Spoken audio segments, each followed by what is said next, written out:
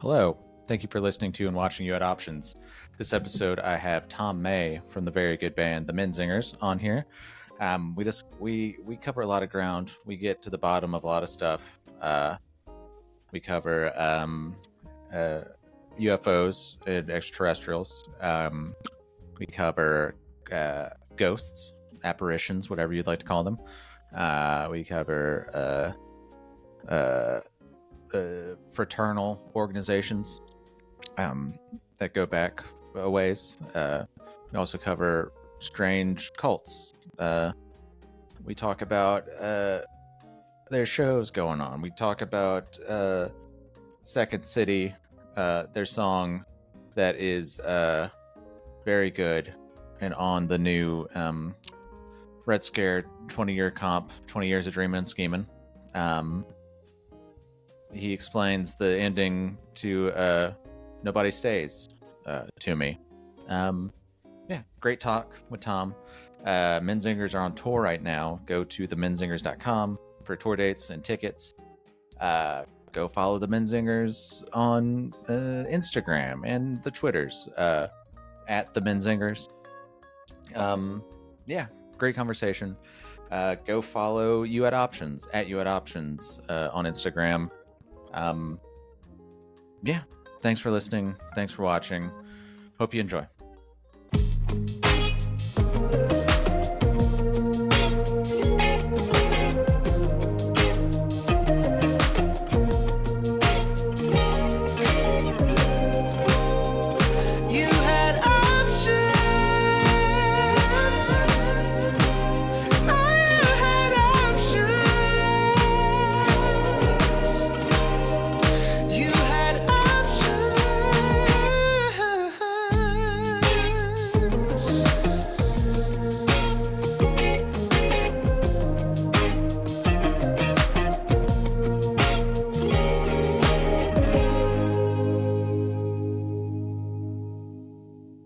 Tom May, thank you for joining me on this. Hey, thanks for having me. Yeah, man. You are currently on the road right now. Yeah, I'm in a hotel room outside of Pittsburgh. Oh, yeah, that sounds nice. It is. I love Pittsburgh. Punkest City, in my opinion. I love it so much. It's fucking, Punkest City. Low key, underrated, and it's an awesome city. It's full of incredible people. It's got a great vibe, and super, super cool. Fucking love being here. I know I just said before we started recording, this isn't going to be any gotcha questions or any drama, Bring it on. but yeah, Pittsburgh versus Chicago, the second city, punkest city. What are we? Still Pittsburgh? Yeah, of course. Pittsburgh. There's Chicago is the third largest city in the country. One of the wealthiest cities in the world. You get high class reputation. Mm-hmm. Pittsburgh's coming in with a little bit of contrarianism. It's like super working class. You've got a really interesting industrial background of a situation where someone is left and people are scrambling. Not so scrambling, but doing a great job to alternatively change the industry in the city. It's fucking way more fun than Chicago. Okay. I don't want any trouble, Tom. Shit. I do like the bridges and everything in Pittsburgh. It's a cool engineered like downtown area is very cool. And, it's beautiful. The way the houses are built on the hills. I'm sure it's an absolute pain in the ass in the winter with the ice and stuff. But there's so much character in each of the separate neighborhoods that are here. It's just so much more beautiful than just living amongst the highways. Sure. It's gorgeous. Yeah. I remember one of my former bands or current hiatus bands, we played at Howlers in Pittsburgh right before the pandemic, and we stopped to get haircuts in a place, and it was growing up in Alabama, there's not like a lot of Hasidic communities, and so the place we stopped was like very Hasidic, and it was very cool. And I was like, "Damn, pretty close to Squirrel Hill, I know, yeah." I think it was that. Yeah, I was like, "Damn, this is so fucking cool." Well, that's one of the cool things about touring. You get to see stuff you don't see in your little hometown, and Yeah, totally. Like in Pittsburgh has some of the great dialects. Well, one of the best dialects, the Yinzers. You know, there's like use a couple of words that you don't hear frequently, and it's a really familiar kind of dialect for me to hear. Being from Pennsylvania, I love it. You know, Sure. and that is my favorite. We went to one of the coolest guitar music stores that I've been to in the country. Is called In Stuff. It was called Pianos and Stuff, but apparently it used to be called Pianos and That. But nobody really got it, and that's one way people here speak. Say and that or and some, like saying that. Yeah. It's really fucking funny. Our the person who's doing lights for us, one of our best friends, Tyler, who's played with and worked with a bunch of bands, is from this area, and he can do a Pittsburgh accent better than anybody I know. I wish he was here so you could hear it. It's fucking hilarious. Yeah, the yins versus like y'all, like down here in the South, it's y'all, but the yins is the I guess the Pennsylvania area, maybe the southwestern, western side of Pennsylvania, where they start to call things they call soda pop instead of soda. They pronounce syrup differently. And you have to go den ten, shit like that. You know, there's a bunch of like just random words. They probably say dupa instead of ass because of how many Polish people moved here. I love it. I've never heard that one before. I like that one. Dupa? Yeah, dupa. It's great. Okay. So much more fun. I love it. So I have many questions. You're a big good. Hell yeah. That's important for a podcast. So you're a big like you're a big UFO guy. Sure, yeah, absolutely. I've read I've been studying UFOs, a lot of times referred to now as UAP and the phenomenon for a long time. I'm old now, I'm 38, so I've been studying it for like 25, 26 since I was an early teenager. And I found a book about it at the library. Yeah, so I've been reading a lot about it and talking to people for a really long time, and I'm huge into it. Was there a defining moment that like got you into that sort of looking into that sort of research, or is it? No, like when I was that age, it was like the mid '90s. I guess it was like the late '90s. It was really predominant in the zeitgeist of the country with the X-Files, and there was like Fox had all those like found tape shows, and Unsolved Mysteries had a lot of that. And now the main thing was I went to the Scranton Public Library, the main branch, which was like a giant stone building built at the early part of the 20th century or the end of the 19th century, and it's a beautiful, weird old castle-like building. And there was a like metaphysics, paranormal section, or maybe it was like a display around Halloween. I don't know. Who knows? It's lots of time. Sure. But there's books that would lump together, like your Loch Ness monsters, your UFOs, that kind of shit. And I remember grabbing a book that kind of encompassed everything. For adults, I was probably like, I don't know, 11 or 12 or something, and brought it home, got it, and read it, and was hooked since then. So that was like the defining moment. I personally never really experienced anything that you consider a classic UFO experience. Nothing like that has really happened. It wasn't like hook from that. Nobody I know that was close to me growing up really had anything to say that was like that. There's definitely like spooky, Irish Catholic, Lebanese Catholic shit that ants would talk about that are just ingrained in all the spookiness, but nothing like that. I grew up Catholic, and my dad's side is from Boston, so all that stuff. Everybody's got a spooky story. Everybody's aunt has some wacky story. Seeing somebody in a dream, they died. Stuff. Yeah, I like. There's like a tweet going around that's like, man, like ghosts in like 100 years are gonna be crazy. You're just gonna see some kid doing the gritty and just like disappear instead of now it's like, oh, they were in Victorian clothes, or like growing up in the South, it's like, oh, is this antebellum dress, in this white spooky figure, That's right, but it's just some kid with an iPad. Right, just walked into traffic because he wasn't looking at both ways. Right. That'd be the legend. Yeah. Down Route 302, the kid with the iPad, you have to get him a charger and throw it out the side of the window. Just got smoked on the interstate. Yeah. Man. And like, I don't know. Growing up in Pennsylvania, like growing up in the South, the very South, there's a lot of like voodoo-y stuff too, and there's like, with like Civil War sites being around too. It's like, oh, if you're on clear nights, you can, that sort of stuff.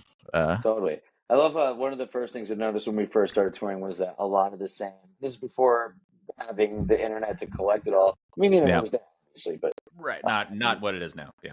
Yeah. But so you start to hear urban legends from other places in the country and in the world, Sure. and realize that it's kind of they're like the same but different, slightly carbon copied versions of each other. It's always like there's the car that gets pushed up the road because one by us was like kids had to do whatever, and then in the South it's like they were pushing a cannon during the Civil War, and if you park the car and put it in neutral, they pushed it, like that kind of shit. And then you carbon copy that over to the Midwest somewhere, and then you get to the Southeast and Southwest starts getting real spooky. Yeah. It says about the way that the stories that we tell ourselves about the world. What do you think that? Yeah, do you think that comes from just like when people started to get like, I'm going like all the way back to when people were like in little groups and they're like, hey, what if we start walking this way and see what happens? Do you think people would be like, I don't know if you guys have heard about this thing, but over at our group, we used to see this like crazy naked goat guy, and he would come steal people.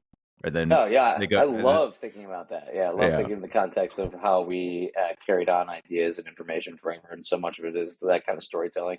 So much of it, you could chalk up to like teaching kids not to do things, right? So like, how do you put something into the context of teaching a kid that something's dangerous? You tell a story about it, and then, or to teach other people that something's dangerous, or that's one example of it. I think another is like telling the stories of how we explain the world to ourselves, shared experiences of that. I mean, there's so many weird things like that. I was watching a video of a cargo cult from the 70s. Have you ever heard of a cargo cult before?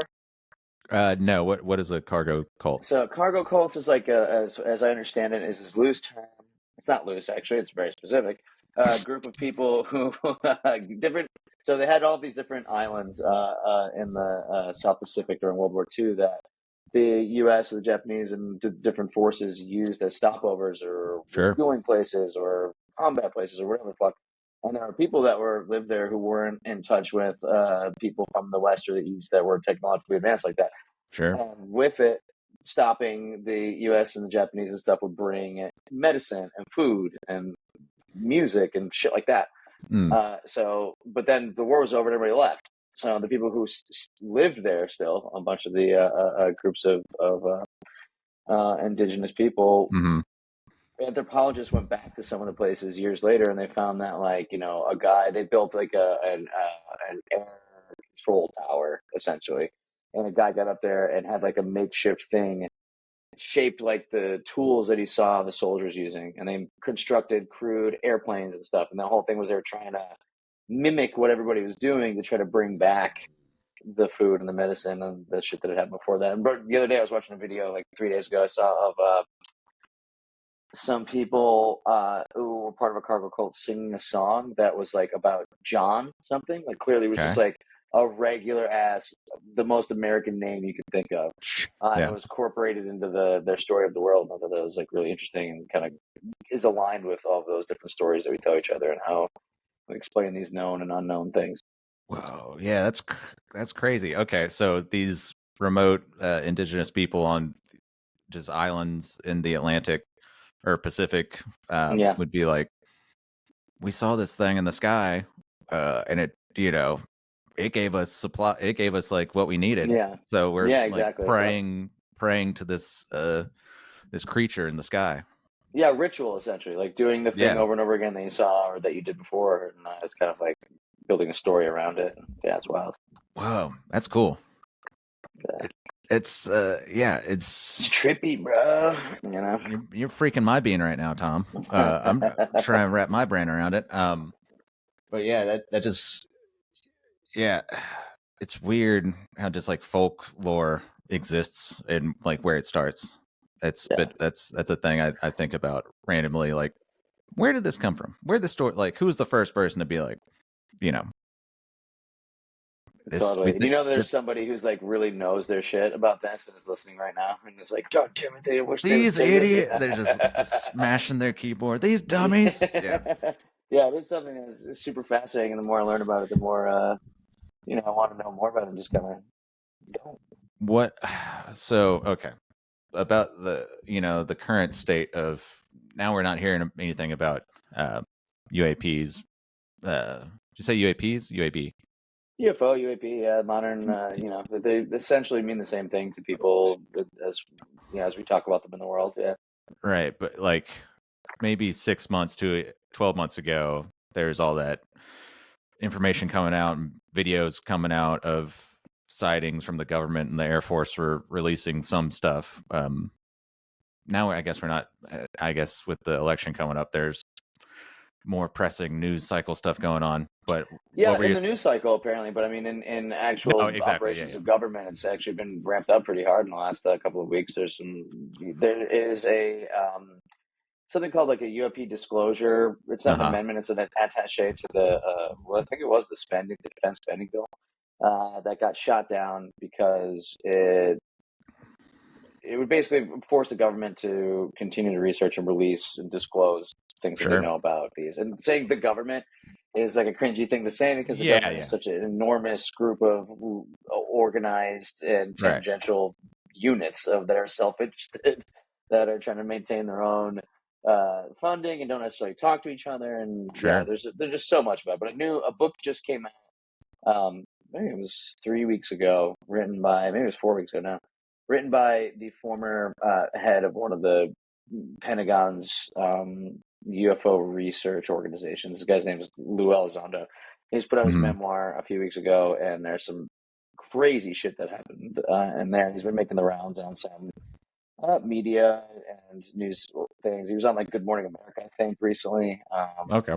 Yeah, so the it's out there. But with the election, you're right. There's a lot of things that are attention, and it's a really funny thing to think of it that way in the broader scope of our lives, because it's like, the government said that everyone from Barack Obama to Neil Armstrong to Buzz Aldrin to the former director of the Defense Intelligence Agency to the former deputy director of Defense Intelligence Agency, the former head of the NOAA, Admiral Tim, they're all like, yes, these exist. We don't know what they are. They're performing in ways that are crazy. And then the rest of us in the country are like, oh, yeah, that's cool, but I got to pay my mortgage. I got to pay my rent. I have healthcare. Like, I don't. Sure. You're telling me what's potentially the most important or the most relevant and intense story in the history of mankind, but I gotta put it on the back burner. Brother, I got the tax man calling me right now about shady 401k dealings, that I've got going on.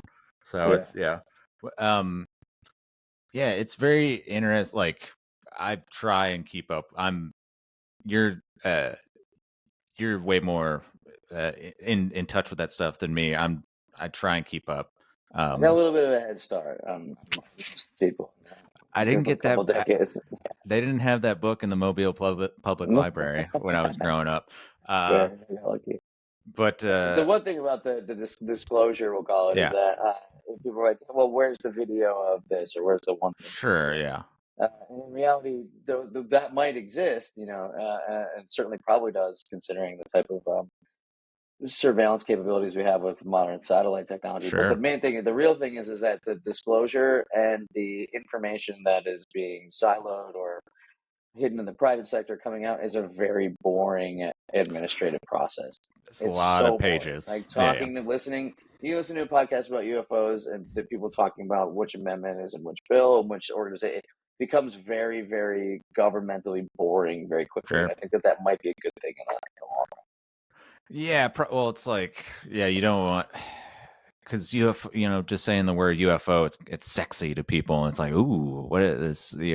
We're thinking about the grays. Sure. If somebody says UFO to like the common person walking around, that's like, I've heard of what a UFO is. Sure. But like you're saying, it's like there's real like government documentation that needs to be gone through, and the non-sexy part of reading like 1,000 pages of documents. Yeah, it's boring as hell. It's super fucking boring. And there's the idea. There's not much evidence to suggest that the government has. There's so many things like the government, quote unquote, the government is in contact with races of extraterrestrials, and they're hiding. Right. There's not really that. There's not information for that. That could be the case. And also, it seems to be more along the lines, and all my personal opinion of the things that I've read and gone over these years is that these phenomena are happening.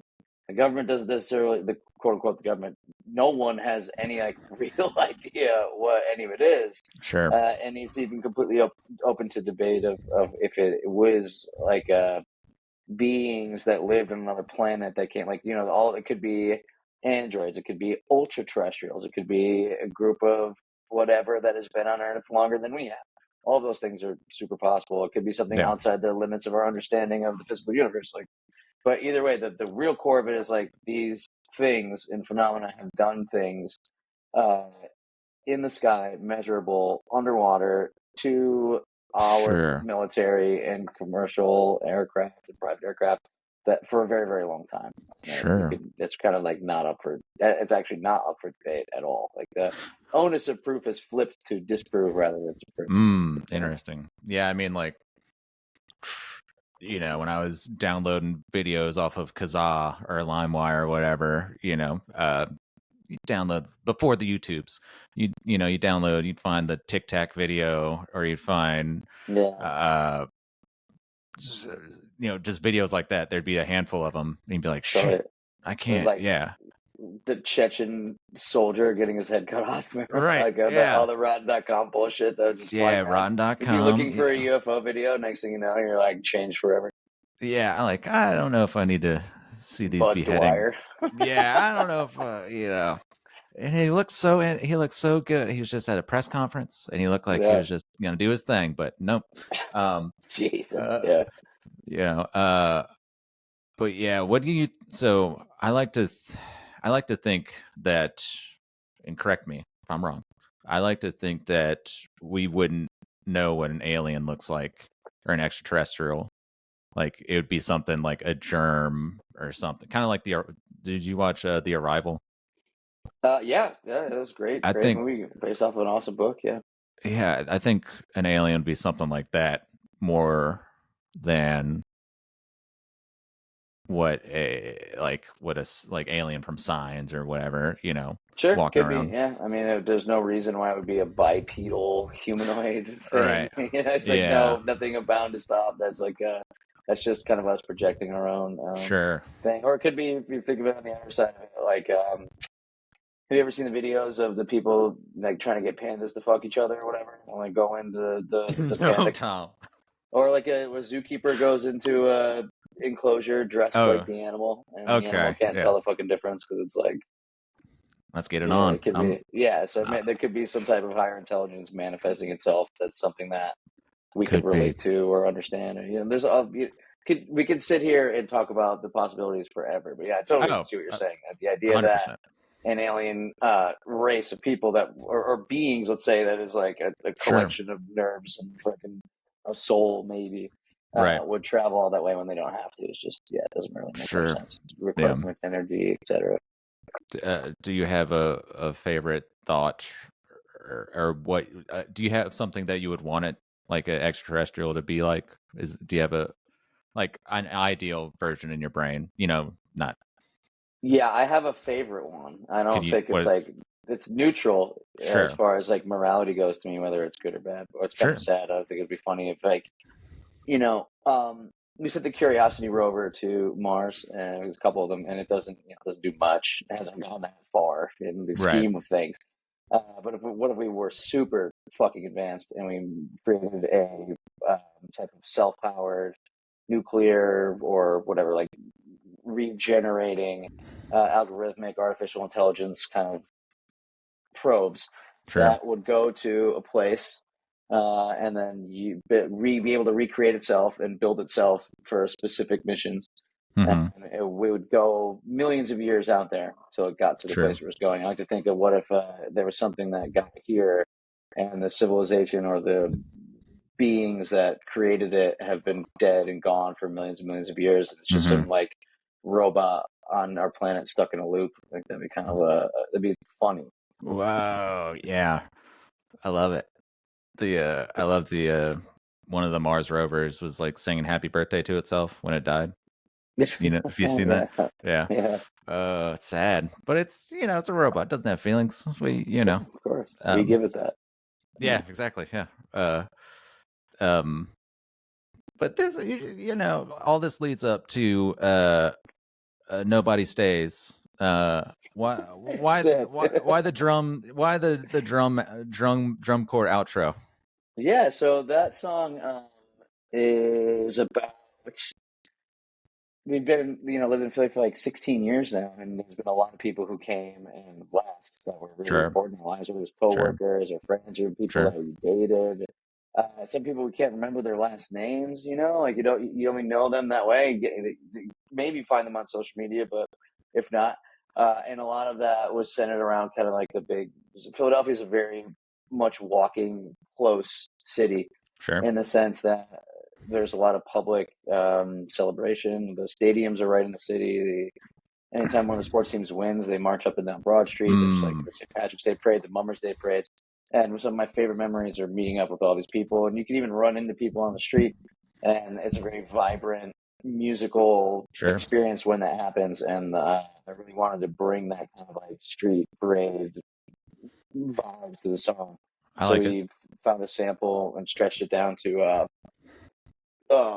match, and we had Joe layer a bunch of drums underneath it, and then just kind of rode the marching band up in the background so that it would kind of represent that whole part of the city. Ooh, yeah, it's a good. I wrote all these like horn parts and shit for it too, and they got recorded, but it was a little bit much. Did not make the record. Was it like? Yeah.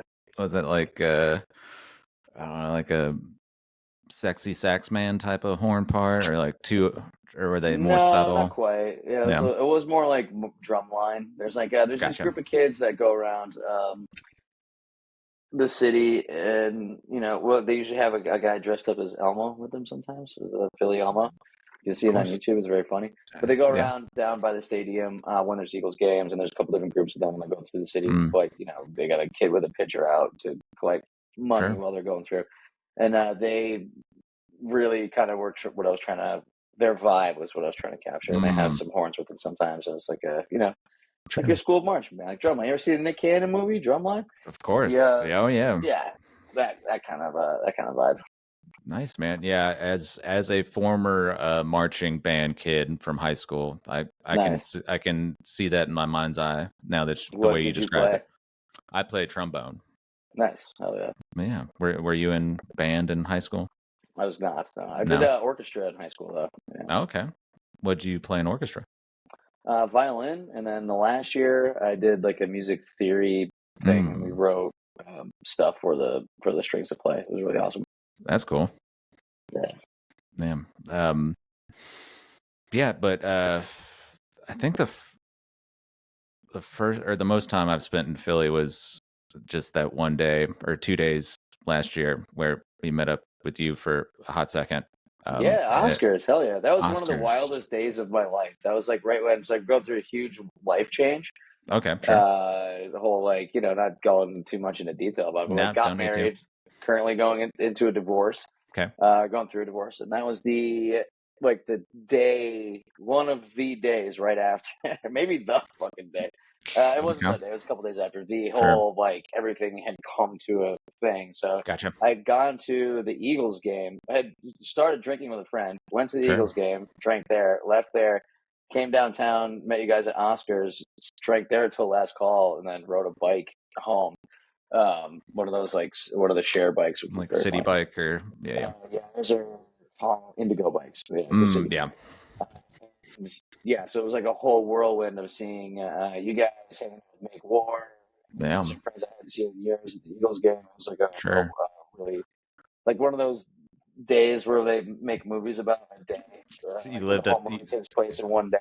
It's one of those. You lived 1,000 lives that day. Yeah. It's true, yeah. Shout out to Oscars. If you ever go to Philadelphia and you need a place in Center City, Oscars is fucking awesome. It's on Sansom. You get like cheap bar food, cheap pints of Guinness, and it's a great vibe. Yeah. Cash only though, right? It is cash only. Cash only. Okay. Be prepared whenever you go there. to the listener of the program. But yeah, that old Toby took us to the next day. He took us to the open air market, not open air market, but the market there. That which one? Huge market. It was like Reading Terminal Market. Yeah, it was walking distance from wherever we stayed. So it's probably Reading Terminal. If it was inside and it was in Center City, like inside, okay, cool. Then it's probably Reading Terminal Market. There's like a bunch of Amish stalls in one section. Yeah, that place rules. It was great. Toby heavily, not forced, but heavily suggested getting broccoli rabe on a bunch of our sandwiches, and I never roast pork or something like that. Yeah, rolls. It's like I never enjoyed almost bitter kind of. Yeah, it's delicious. I've never had it before, and so I felt very, very lucky to get it from like a solid place to get it, not like an Arby's or something in Philly. Went to the right spot. Yeah, that's really cool. Yeah, but yeah, just to stay on the Red Scare train, you guys put out Second City on the Red Scare 20 compilation. Mm-hmm. Yeah. What is the how have people been feeling about that song? What's the people been stoked off it? Yeah, people were stoked about it, and it was really, really fun to write. It came together in a really quick and natural way. You know, we were like, okay, what are we doing? We're writing this song. We're gonna write it, and it's gonna be Chicago. It's gonna have this kind of vibe to it. It's not gonna be a throwback to what we're doing, but it's like, yeah, it felt really, really fucking good to write it, and we recorded it with one of our best buds, Andy Clark, at Retro City Studios in Germantown, which is like a neighborhood of Philly, basically. We went in for 2 days and just had a great time catching up, and it really kind of, that part, being with an old friend and catching up, made it like really fit with what we were trying to do in the sense of all the friends and people that we met over the years through Red Scare. So it kind of, it kind of made itself come together, and it was, we're so fucking stoked about it. And we were bummed that we had to wait so long to put it out, even though we didn't have to wait as long as we normally do when we're putting a record out. So yeah, that was awesome. Yeah, it's a good song, and the way you just described it, that just makes sense that it's all like buds doing this, creating this thing. Yeah, because when we had signed to Red Scare, become, Toby, I consider one of my best friends in the whole world. Good guy. And we spent so much time in Chicago. We recorded 2 records there. It became second home for us in a lot of ways. There were so many times we would drive straight from Philly to Chicago to play a Wild Show, or when we were going to record. We'd stay at Toby's apartment, which was above the G-Man next to Metro in Wrigleyville, and just really made some cool fucking friends there, and had some incredible times. Some of our friends from Philly moved there, and it's just, it'll be forever. When I'm having a flashback on my deathbed from some futuristic nursing home plugged into a server, I'll be like, I'll just be fired right back to Ginger Man standing next to the bar. Dude. My dead friends welcoming me there. They're gonna pull out the old cat cable that's plugged into the back of your head. That's your life support. But yeah, no, Chicago's great, and like especially for punk rock, like you were saying, and just I'm sure you spent a lot of time there with Toby, and just like we did the 20-year Red Scare shows there a couple weeks ago. And, oh my God, how was it? Was it awesome? It was incredible, man. And it's just like, as you know, when you're walking around with Toby in Chicago, it's like a walking punk rock tour wherever you're going. Amazing. And it's just like, God, dude, like he DJ'd at Delilah's on the Monday, shut it down, and I was like, fuck, this is a Dan Vapid lyric from that one song. Like, I was like, God, dude, so much. But it's just like normal for like him, and that's just his life, It's it's just I feel very lucky to have been like doing stuff like that with him and Red Scare. Really cool, really awesome. Just punk rock school, as you know. You meet all these cool people around the planet, and you meet somebody in another country, or like on the other side of our country, and you're like, oh, I grew up in this little town in Alabama, and they'll be like, oh, where? they'll name off another city that's like close to where I grew up, and I'm like, hey, what the fuck? Like, they have a cousin there or something, Yep. Oh yeah. Oh yeah. The world there's a lot of us in the world, but in like, the whole English speaking Western world, it gets pretty small pretty quick. You can really, we were on top of I'll never forget, we were on top of a small mountain, I guess you could call it, in Yellowstone in 2010 when we first went to the West Coast, and Broadway Calls brought us out there for our first West Coast tour. I think we had cell phones, no smartphones, no. Sure. We were using maps. We went to Yellowstone using a map that a guy that I worked with at a restaurant drew for us because he had taught photography like 2 years earlier from some program because he was an art school kid. And he was like, yeah, you got to go this way because you'll see this and that. And we're like, holding this way. We get to Yellowstone, we're on top of a mountain, and we're talking shit. And this guy walks up and he's like, you guys are from Scranton, aren't you? And we're like, what?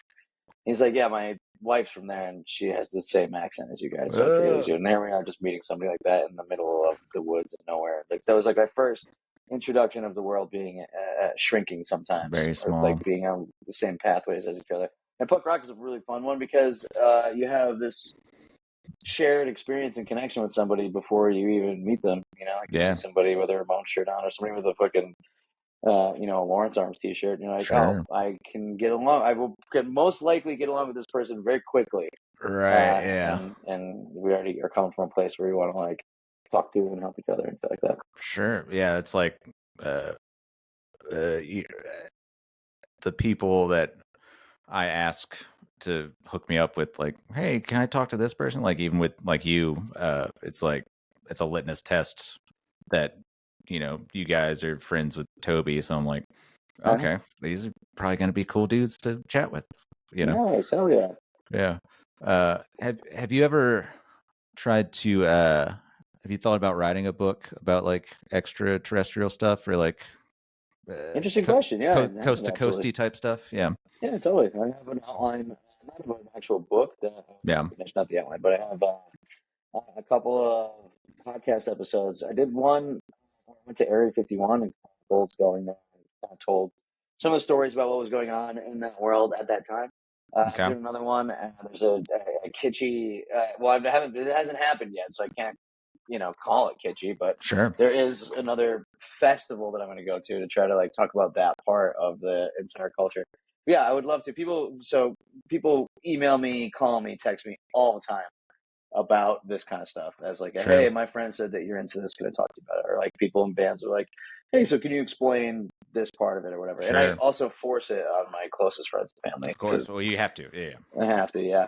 But I absolutely would love to do that because I feel like there's not very many, there's not much media, for lack of a better way to put it, about UFOs and UMP that is meant for an audience like us. Like a lot of it is so far over the deep end, or takes for granted that you would already have a working knowledge or a framework or a narrative about it, right? That you'd be able to apply. A lot of the books are kind of like coming in hot. A lot of the books are they coming a little too hot. Some of the books are really kind of grifty. And I've thought about it a lot of times to write some type of like a zine or newsletter or a book that was like, cool. Hey, here's where we're at with this right now. Also, it's kind of a unique position that I talk to so many people like yourself and people that are in music and the arts, and they all have stories. Everybody's got a story. Either they have a story or somebody that they're related to has a story. Yeah. Or somebody that they know has a story. So it would be really fun to collect a bunch of those. Put them together. It'd be cool. Yeah. Especially like, I grew up close to Biloxi, Mississippi. There's Air Force base there. I believe it's Air Force. And then also in Pensacola, Florida, there's Air Force base. And so there's all sorts of stories of, unexplained crafts. And, maybe it's maybe it's all Air Force testing stuff, but you never know. Well, there's also a huge, a huge part of the defense or space contracting happened in Alabama. A huge amount of NASA's things happen in Alabama, and there's a lot of scientists and people who work for Jet Propulsion Laboratories that move there, and there's astronauts from there that live there, and there's a lot of stories. I think there's actually there's an interesting story. I think it might have been from Biloxi. two fishermen had a really kind of famous experience. I don't remember exactly how it's referred to. But yeah, there's all of the space industry connections in Alabama are huge.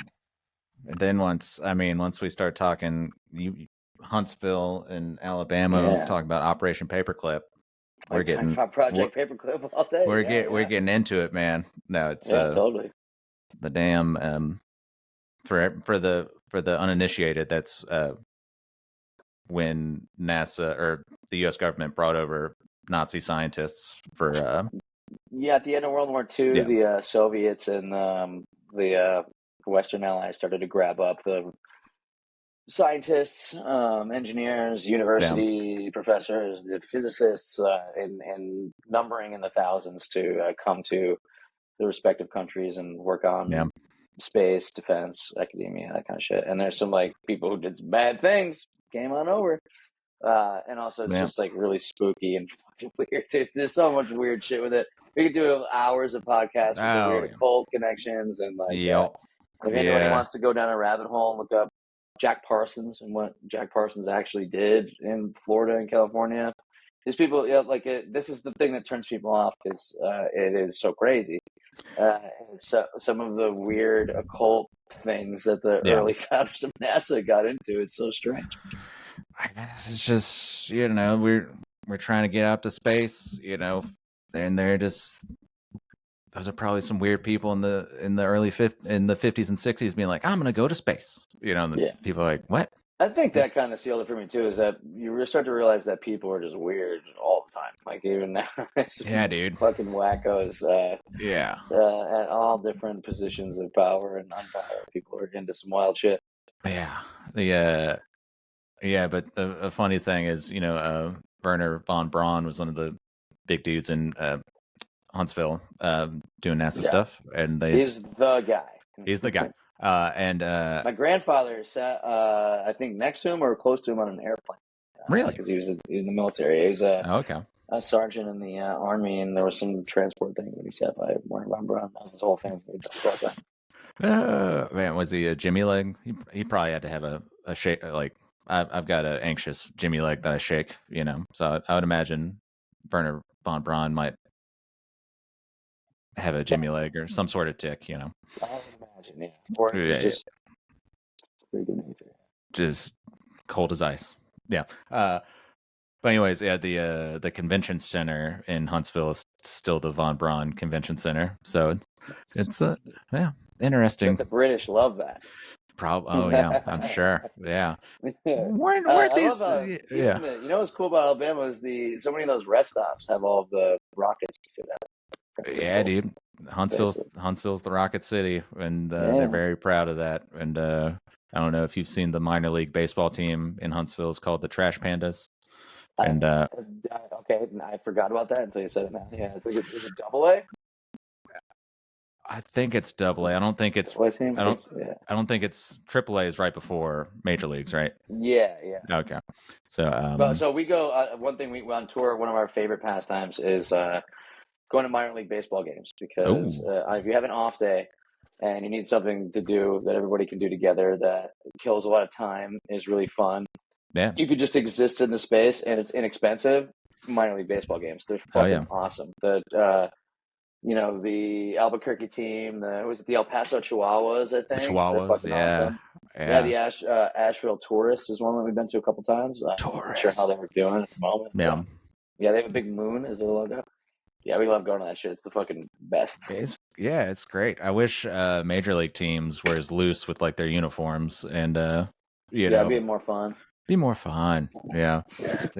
Some the Savannah Bananas. You heard of this baseball? I love the Savannah Bananas so goddamn much. Yeah. The last time that we were in a place where we were going to be able to see them, it had been sold out forever. So, oh no! We'll see the Savannah Bananas. It's a really awesome story about them, and it's great. And, I love them. They're awesome. Yeah, and like I've been seeing in the past like 6 months or so, I'll see Sports Center post something. It's like Savannah Bananas have sold out, Yankee Stadium, or like. I'm pretty sure they sold out Citizens Bank Park, which is where the Phillies play.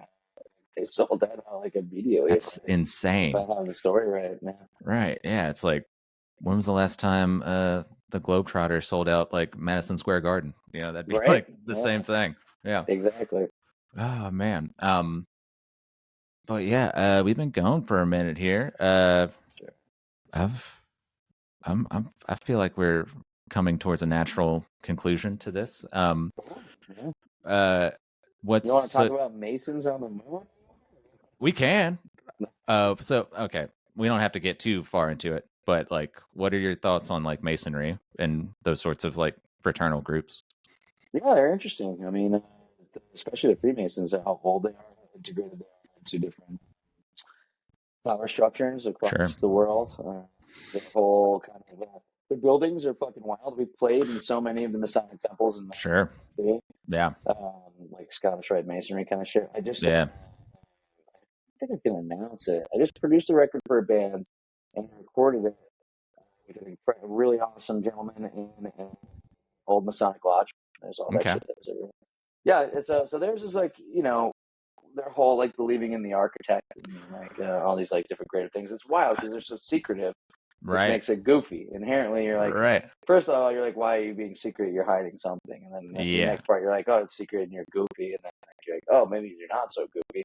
But yeah, those things are so interesting, especially like the Masonic connections to the architecture and layout of Washington D.C., for example. Like part of me, I don't think that there's this deep magical overarching conspiracy that mysticism controls the thing. world. Yeah, but that's exactly it. There is a bunch of weird mysticism that's in it, and whether it's people being freaky or whether it's like a type of spiritualism that I don't understand, that could Sure. be it. When you get into like Rosicrucians and the different more mystical religious sects and people that are into like hermeticism and stuff like that. It's like really fascinating, and it's definitely some woo woo shit. But yeah. So my buddy Robert, he's a firefighter EMT guy, and cool. he was Thank you for your service. Oh yeah, I'll let him know. I'll pass it on. Thank you. Yeah, but he was stationed in downtown Mobile for a long time, and so Mobile's old ass city, and there's a temple downtown, and they're firefighters, so they have to have like schematics to the buildings to know like shit, yeah. And so like they he said they had to go into the temple like a couple times, just like check, like, because it's as you were saying, they rent it out to people to have like whatever homecoming dance or whatever, or a very badass punk rock shows. Yeah, there you go. Yeah, there's That's the right. Inapium in Cleveland that we play all the time. There's the Detroit Masonic Temple. We play there at No Effects. There's we had our holiday show at the Scranton Masonic Temple every year for several years in a row. We play them all the time.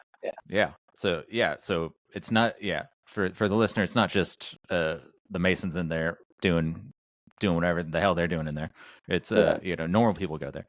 So they had to have like the layout of the building to walk through, and he's like, this building that had like some redacted rooms that they wouldn't like really let them into, like on the map. And there's also like the rooms that they would let them through. It was like the Winchester house, where it's all like this door leads to nothing and stuff like that. There's like so many secret passages that we've been shown. They're just the ones that they're showing us. That's what it seems like, some old rich guy goofy shit. But it's so old that you're like, this is wild. Yeah, and I feel like also you see a news article once every like 6 years or so that some guy fucking died in one of their rituals. Like some guy, like the gun was loaded by accident. Like that kind of shit.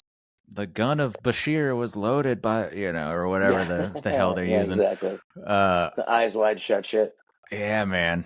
Do you watch It's Always Sunny? Yeah. I don't think I'm up to date, but yeah, I watched that shit a little bit. They did that Eyes Wide Shut bit where they're going. Frank and Dennis are going to this orgy. Oh my god, I forgot about that. Yeah. And the guy opens up the door and he's like, "What's the password?" And Frank goes, "Orgy." Love it.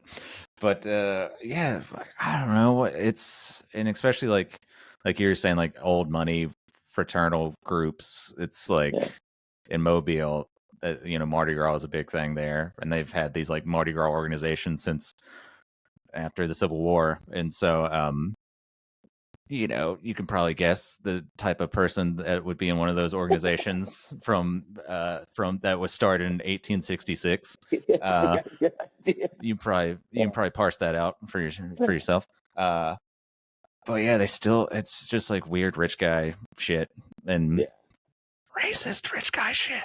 It's a wild shit. Yeah, it's weird. It's so strange. It's like, what if go to one of these weird things and like you run into your dentist in like a weird bondage mask? It's like, yeah, it's very strange. I will say that I had one of the weirdest experiences with a human being in my life. It was a Mason, and it was very, very strange. Go on. I met somebody, so I met this guy. He's this old dude in Philly. He had a big old Mason ring on. Sure. He had really nice like alligator skin shoes on. He was this old black dude. I met him on 9th Street by the Italian Market. Hell yeah. And he's like, I know you. And I was like, I don't think so. But I stopped and I was like talking to him anyway on the camera. And I was like, I take your picture. You can take a portrait. Take his picture. And he started telling me, he's like rambling about all these famous people that he's met. He's like, yeah, I worked for the mayor and I knew Bill Clinton and when he came through, and I knew Michael Street, who was an old mayor of Philadelphia, and I knew Tom Ridge when he became he was a Pennsylvania governor who became the head of the Department of Homeland Security when it was formed. And I was like, yeah, okay, dude, where'd it go? And then he pulls out his phone and he opens it up and he goes to some pictures, and there's a picture of him shaking hands with Bill Clinton and him shaking hands with this other guy. And he started to kind of talk about he was very, very, you could tell he was super old, probably 80, getting up there. And then he just started saying weird things about his life and like being followed by a drone and like just it was very, very, very strange. And he said things about my life that he couldn't have known, and it was fucking weird.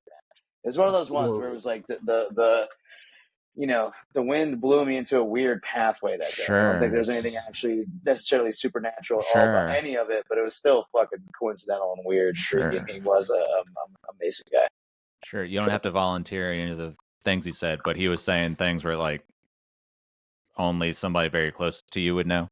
Yeah, it was just like, oh, you're going through this thing in your life or something like that. Not specifically, not very specifically. It wasn't like, there's a woman named Sandra who's trying to sell you a boat. I don't know where that came from, but he didn't say shit like that. But it was just, it was fucking, yeah, it was some like street shit, like from the back of if it was like they're getting hustled by whomever until old time, he could have been doing the three fucking card Monte, 3 card Monte, who knows?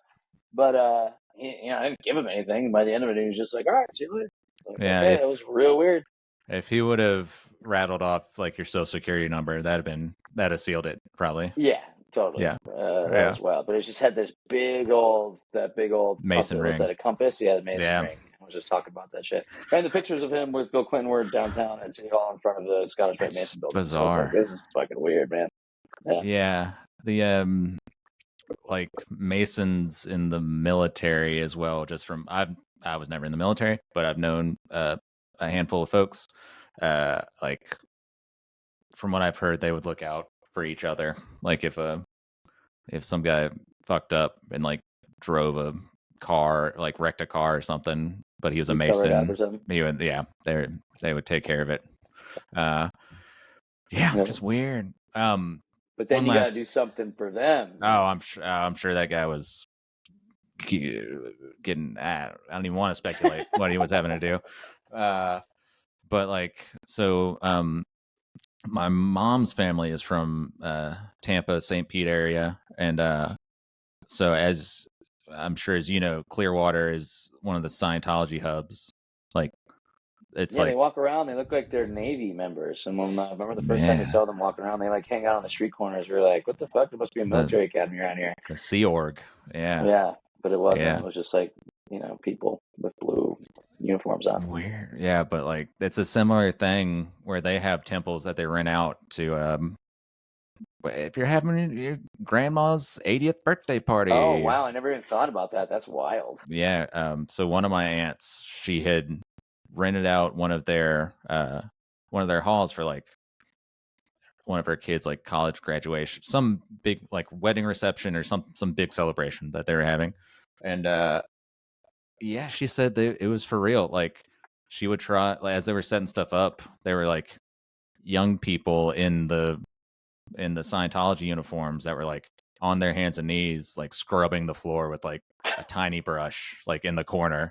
And my aunt would try and go up and like speak to them to be like, "Hey, do you need any help with anything?" Just being like a normal person, not knowing what was up. Like, they didn't. The Scientologist stuff was not out and about like it is now. The information, and so like they just like wouldn't acknowledge my aunt, and she's like, "What? I guess this is a little turd of a teenager being not helping me out here." It's just strange.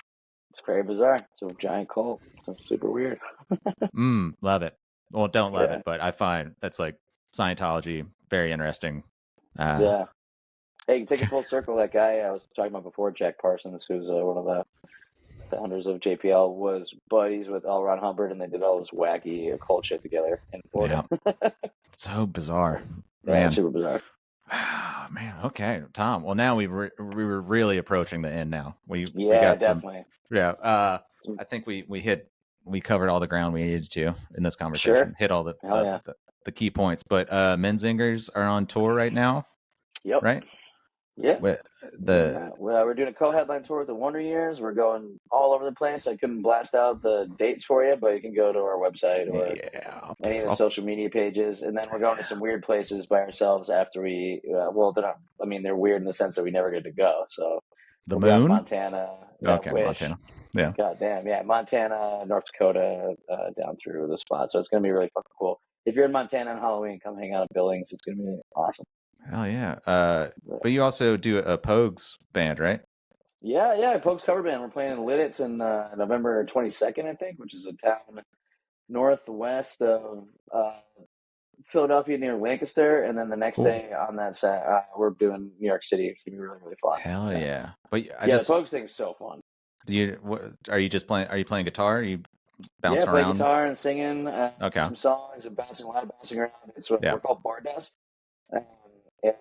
My good friend Sean, who plays in Steady Hands, he goes by Steady Hands in his songwriting.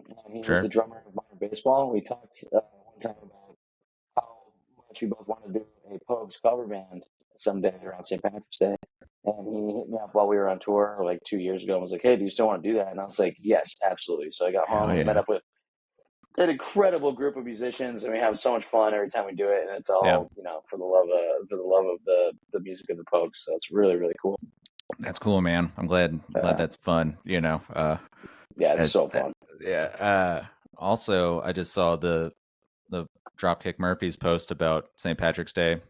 We're doing the Dropkick Murphys like East Coast tour, and then 2 dates with them in Boston. That's going to be insane. St. Patrick's Day, it's going to be unreal. That's going to be wild. Have you all ever played that with them before? We never played that with them before. We've only played with them at festivals before, and every time they've been so cool, and their crew has been so cool to us. And it's awesome. We've been hoping that we get to play with them for years, and it's finally happened. So that's great, man. That's going to be humongous. That's going to be cool. I can't wait. Yeah, that was the live St. Patrick's Day 2000 recording was like one of my first CDs that I just wore out. With the picture on the front of it. There's like caution tapey type stuff around it. Yeah, dude. I wore that shit out, man. You know it. Hell yeah. Yeah, dude. But Tom, stay on for a minute. It's been great talking to you, man. Hell yeah. Yeah, I'll blast all the socials and stuff at the beginning of the intro. Cool. Thank you. But yeah, Tom, hell yeah, stay on after I hit the old stop button. But sure. You had options, Tom, and you decided to talk to me, and I appreciate it. Hell yeah.